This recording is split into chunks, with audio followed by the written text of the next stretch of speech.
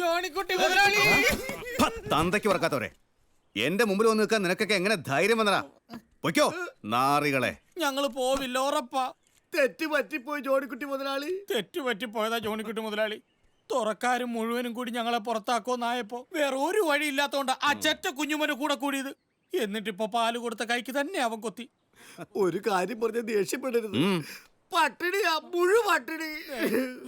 ഓഹോ, എന്നിട്ടന്ന് കടപ്പുറത്ത് വെച്ച് അങ്ങനെയല്ലല്ലോ നിങ്ങൾ പറഞ്ഞത്, ഓർമ്മയുണ്ടോ? അല്ല അത് പിന്നെ നല്ല ഓർമ്മയുണ്ട് ബോസ്കണ്ണാ.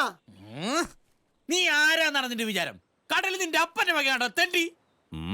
ഒരു മുതലാളി വന്നേക്കുന്നു പോളക്കണ്ടത്തിൽ വക്കച്ചൻ മുതലാളി. ഇങ്ങനെയുള്ള പദങ്ങളൊക്കെയാണെന്ന് ഉപയോഗിച്ചത്. അബദ്ധം പറ്റിപ്പോയി മുതലാളി. ഇനി ഒരിക്കലും അങ്ങനെ ഉണ്ടാവില്ല. ഓരോന്ന് വെച്ച് അടിക്ക്. ഇതാണ് പറയുന്നത്, അടി കൊള്ളുകയാണെ മോതിരയിട്ട് കൈകൊണ്ട് കൊള്ളണമെന്ന്. എന്നിട്ട് വേണം ആ മോതിരത്തിന്റെ പാടുകൂടെ കവളത്ത് വരാൻ. എന്റെ ബോസ്കണ്ണ, ഈ വിവരക്കേട് പറച്ചിൽ ഇനിയെങ്കിലും ഒന്ന് നിർത്ത്. എന്ത് വിവരക്കേടാണ് ഞാൻ പറഞ്ഞത്? ബോസ്കോ വിവരക്കേട് പറഞ്ഞോട്ടെ എന്റെ അപ്പച്ചൻകുട്ട.